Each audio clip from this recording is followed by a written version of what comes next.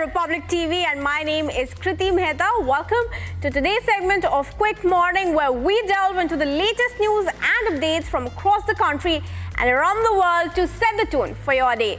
Now, today we're going to track a Prime Minister's visit to the United States and also the income tax bill that's all set to be tabled in the Lok Sabha.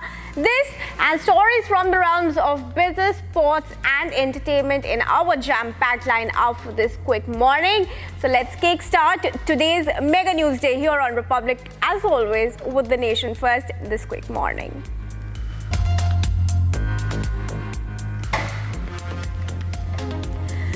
Prime Minister Modi arrived in the US to hold high-stakes talks with the President Donald Trump in the face of the concerns in New Delhi over Washington's new America First trade agenda, as well as its approach on immigration. The Prime Minister will be hosted by the US President on Thursday in what would be the first bilateral talks between the two leaders since Trump assumed the presidency for a second term last month. With Trump's tariff policy sending shockwaves across the world, Modi's key priority is likely to be to preempt any punitive trade action by Washington against India. And the new income tax bill is all set to be introduced in the Lok Sabha today following approval from the Union Cabinet. The proposed bill, which aims to replace the 6-decade-old Income Tax Act, is expected to streamline and simplify India's direct tax laws. The new legislation is designed with the goal of making the tax system more accessible and easier to understand for the general public.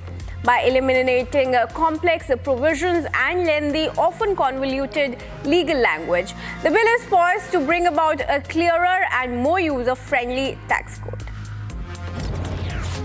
And the Joint Committee on the Waqf Amendment Bill 2024 will present its report in the Lok Sabha today. Additionally, the record of evidence given before the Joint Committee will also be tabled on the same day. The Waqf Bill, introduced in the Lok Sabha, aims to amend the Waqf Act of 1995, which governs the creation of management of Waqf properties in India. The bill proposes changes to the composition of the Central Waqf Council and Waqf boards, allowing non-Muslim members to be included. And up next was following N. Biren Singh's resignation as the Chief Minister of Manipur on February 9. Sources indicate that since the BJP has failed to project anyone as CM, now suspended animation is imminent rule.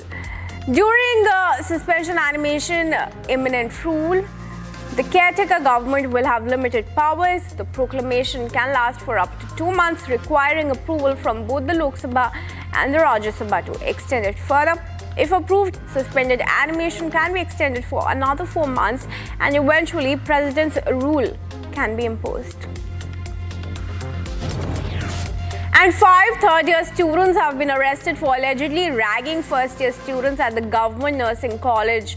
Police registered a case after 3 first-year students lodged a complaint alleging that the ragging had been going on for nearly 3 months at the institute. According to the complaint, the ragging began last November. 5 students, senior students, brutally ragged the junior students. ABVP condemns this issue, and ABVP tried to protest against these ragging issues. And the Assam Rifles, in coordination with the CRPF and Manipur Police, launched a joint search operation to identify and destroy illicit poppy cultivation in the area of Sejang village in Kangpokpi district. Acting on credible intelligence inputs on February 12, following an intensive search, 2 large poppy plantations spanning approximately 6 acres with the potential to yield 30 kg of opium were uncovered and destroyed. Nearby huts and makeshift shelters were also burned down, striking a deep blow to opium cultivators. And the Rouse Avenue Court in New Delhi passed a verdict in Saraswati Vihar case related to the 1984 anti-Sikh riots. Former Congress MP Sajjan Kumar was convicted in the case dating back to November 1984. Kumar was accused of murdering and leading a mob of rioters and has finally been convicted after 41 years since the offense. Sajjan Kumar is currently serving life imprisonment in the Delhi Cant violence case. Today, the CBI Special Court Judge Kaveri Baveja has convicted Sajjan Kumar for the murder of two Sikhs in 1984. Now, on 18th February, the court will pronounce the sentence. And now moving on, viewers, let's track the top stories from the business world. We bring you the latest updates from India's economic landscape, from India's retail inflation falling to 4.31% to Foxconn collaborating with Nissan. Stay tuned as we bring you all the ground realities shaping the business industry today. India's retail inflation, as measured by the Consumer Price Index, eased to 4.31% in January 2025, showing a notable decline from the 5.22% recorded in December 2024. Now, this marks a decrease of 91 basis points from the previous month, according to data released by the Ministry of Statistics and Program Implementation on Monday. January's CPI inflation figure is the lowest observed since August 2024, offering a positive sign for the country's economic stability. In comparison, the CPI inflation reached a 14-month peak of 6.21% in October 2024. And equity mutual fund inflows declined marginally by 3.6% in January 2025, settling at 39,687.78 rupees crore compared to rupees 41,155.91 crore in December 2024, as per the data released by the Association of Mutual Funds in India on February 12. Now, despite the slight dip, systematic investment plan flows remained steady at 26,400 crore rupees, reflecting a strong 40.14% year-on-year growth. A crispier and simplified income tax bill having 536 sections and 23 chapters running into 622 pages is likely to be tabled in the Lok Sabha today. The bill, once enacted, will replace the 6-decade-old Income Tax Act of 1961, which over the years became bulkier and complex with amendments.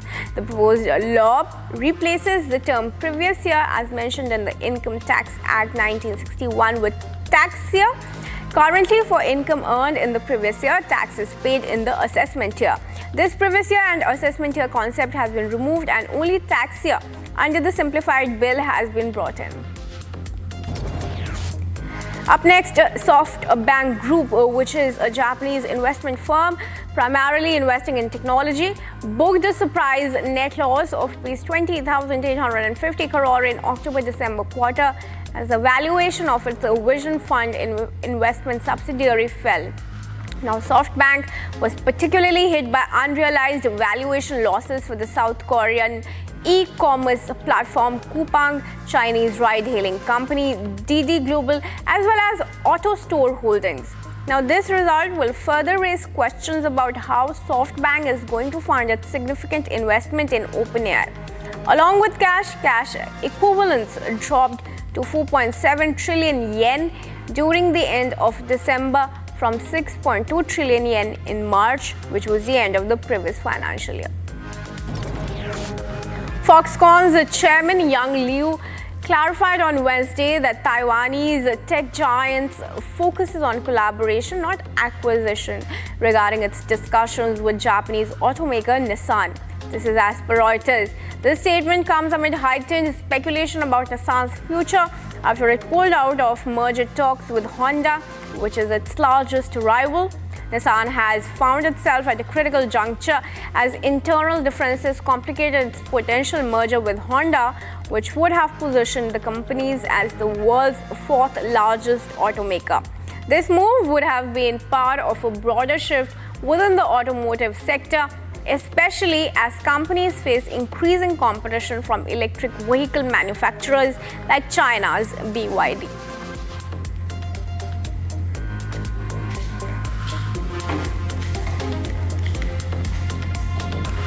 And now moving on to our international segment where we are tracking the ground pulse of some of the biggest global headlines. Today we delve into significant developments from around the world, from US President Donald Trump holding talks with Russian counterpart Vladimir Putin to Senate confirming Tulsi Gabbard as the Director of National Intelligence. Stay tuned as we delve into the key highlights shaping the global landscape.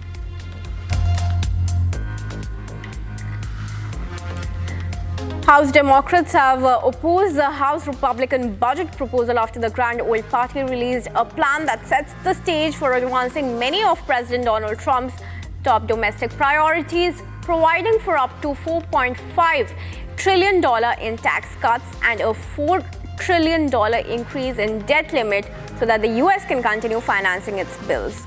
The budget plan also directs a variety of House committees to cut spending by at least $1.5 trillion, while stating that the goal is to reduce spending by $2 trillion over 10 years. It is a Republican betrayal of the middle class. We just waged a whole long presidential campaign in 2024. And what was the top issue? Top issue here in the United States was the same as most Western democracies. The inflation crisis has hurt families in America and indeed worldwide. That is what Republicans and Donald Trump talked about during the campaign. So what's in their budget? Nothing to bring costs down. Absolutely nothing. Up next, the Senate on Wednesday confirmed Tulsi Gabbard as President Donald Trump's Director of National Intelligence after Republicans, who had initially questioned her experience and judgment, fell in line behind her nomination. Gabbard was an unconventional pick to oversee and coordinate the country's 18 different intelligence agencies, given her past comments sympathetic to Russia. A meeting she held with now deposed Syrian President Bashar Assad and her previous support for government leaker Edward Snowden. Every single Democrat, I am proud to say, will oppose the nomination of Tulsi Gabbard, because we simply cannot, in good conscience, trust our most classified secrets to someone who echoes Russian propaganda and falls for conspiracy theories. So before my Republican colleagues cast their vote to confirm Ms. Gabbard, I hope they're going to think carefully one last time, because America's safety, America's security is at stake. U.S. Defense Secretary Pete Hegseth said that NATO membership for Ukraine was unrealistic, and in sweeping remarks suggested that the way forward for Ukraine was for the country to abandon hopes of a return to its pre-2014 borders and prepare for a negotiated settlement with Russia, one that should be backed up with an international force of troops. Hegseth made the comments Wednesday during the first trip to NATO and the Ukraine Defense Contact Group by a new member of the Trump administration. Allies have been waiting to hear how much continued military and financial support Washington intends to provide to Ukraine's government. As the war approaches its third anniversary, our message is clear. The bloodshed must stop, and this war must end. President Trump has been clear with the American people and with many of your leaders that stopping the fighting and reaching an enduring peace is a top priority. He intends to end this war by diplomacy and bringing both Russia and Ukraine to the table. And the U.S. Department of Defense will help achieve this goal. Hungary's nationalist prime minister on Wednesday hosted the German far-right party's candidate for chancellor in Germany's upcoming elections, which is a rare gesture from sitting European leader to a party which Germany's mainstream politicians are trying hard to contain. In a news conference following their meeting, Orban said that AfD's support in Germany had reached a level where cooperation was possible with the party that most others in Europe had kept a distance at. The Sudanese foreign minister on a visit to Moscow on Wednesday said he's grateful to Russia for its support in the United Nations Security Council. Ali Yusuf Ahmed al-Sharif, speaking during a joint press conference with Russian Foreign Minister Sergei Lavrov, said that attempts to pass a resolution in the Security Council that would pave the way for international UN forces to intervene in Sudan were blocked by Moscow. Up next was Turkey's President Recep Tayyip Erdogan was in Indonesia to meet with President Prabowo Subianto on Wednesday for talks aimed at strengthening economic and defense ties between the two Muslim-majority nations. Erdogan and his wife, Turkey's First Lady Emine Erdogan, arrived in Jakarta late Tuesday and were welcomed by Subianto at Halim Perdana Kusuma International Airport in a light rain. Erdogan rode with Subianto in a motorcade to his hotel. Turkey and Indonesia are holding their first high-level Strategic Cooperation Council summit after agreeing to create the forum at a meeting in Bali in 2022. Syria's relations with Iran and Russia remain an open wound for its people after those nations backed autocratic President Bashar Assad during the long civil war. The country's new interim foreign minister said on Wednesday, now speaking at the World Government Summit in Dubai, UAE, Asad al-Shibani acknowledged some positive signs from both Moscow and Tehran but did not elaborate. However, he underlined the new government in Damascus desires to improve relations with the West and get sanctions on Syria lifted so the country could start rebuilding after the ruinous 14-year war. And US Vice President J.D. Vance paid a visit to Paris's Notre Dame Cathedral on Wednesday. Vance, who was accompanied by his family, walked around the historic cathedral looking at the refurbishment. In December 2024, viewers Notre Dame reopened its door for the first time since a fire nearly destroyed the beloved 12th century cathedral. Following the 2019 fire, nearly $1 billion in donations quickly poured in from around the world, which is a testament to the cathedral's worldwide appeal. Vance was in Paris to attend the Artificial Intelligence Action Summit, where he stuck closely to President Trump's America First outlook as he spoke of maintaining US dominance in surging interests. A delegation of religious leaders met with the rebel leaders in Goma on Wednesday as tensions continue to mount weeks after M23 took control of the eastern Congolese city. Corneille Nangaa, the leader of the Alliance Fleuve Congo group, an umbrella group that includes the M23, met with priests and the bishops along with Willy Ngoma, a spokesperson for M23. Nashol said that the discussion had also led to an opportunity to plead for the reopening of airport.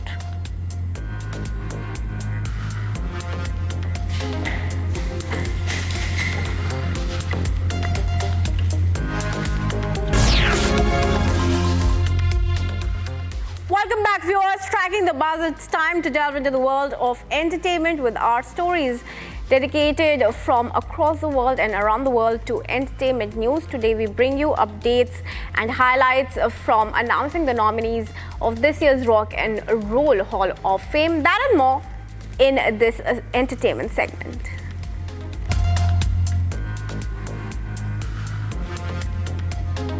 Chinese animated feature Nizar 2 has continued its extraordinary box office run after becoming the country's highest-grossing movie, captivating audiences both at home and abroad as the cinematic sensation makes its mark on international screens. Starring the iconic character Nizar from Chinese mythology, the film has quickly become a cultural phenomenon since its release on January 29, the first day of the Chinese New Year holiday. Just over the past weekend, the Chinese blockbuster made its highly anticipated North American debut, with a full release scheduled for February 14 across the continent. Anthony Mackie and Harrison Ford premiered Captain America's Brave New World in Los Angeles on Tuesday. Mackie said his experience in theater helped prepare him for this film's titular role. Mackie ran into his friend and MCU co-star Don Cheadle on the red carpet. You know, Kevin is a cinephile, and that's, as a director, what more could you want? So we were always talking about movie references, but he has such a great sense of these characters too. So you're talking about characters and movies and cinema. It was a really, really great partnership, and I learned a lot from him, and it was just a blast working with him too. Rona? Mariah Carey, Chubby Checker, Cyndi Lauper, Outkast and Fish are some of the names and nominees for induction into the Rock and Roll Hall of Fame, a list that also includes two sets of musical brothers who have had public feuds and recent reunions, the Black Crowes and Oasis. The hall revealed the list of 14 performer nominees, including Bad Company, Joe Cocker, Billy Idol, Joy Division, New Order, Mana, Soundgarden and the White Stripes. Well, if they decide to do that, that's okay. But the greatest thing about being a performer is when the audience is out there, and there's thousands of them out there, and you got the band, and everybody's happy. That's the best. That's the best you can do. Because if they put me in when I'm too old, I'm going to tell them to drop dead. Because if you put me in when I'm old, too old to make a living, then it's no good for me to be in there. And French recording artist Justice won the Grammy for Best Dance Electronic Recording for their track Never Ender featuring Tame Impala at this year's ceremony. It came from their 2024 record Hyperdrama, their first album since 2016. Speaking of their win, Gaspard Auge of the band said it is a great brand to somehow have some relevance in this kind of ceremony. Javier de Rosne added, the win feels like a good celebration of justice and their music.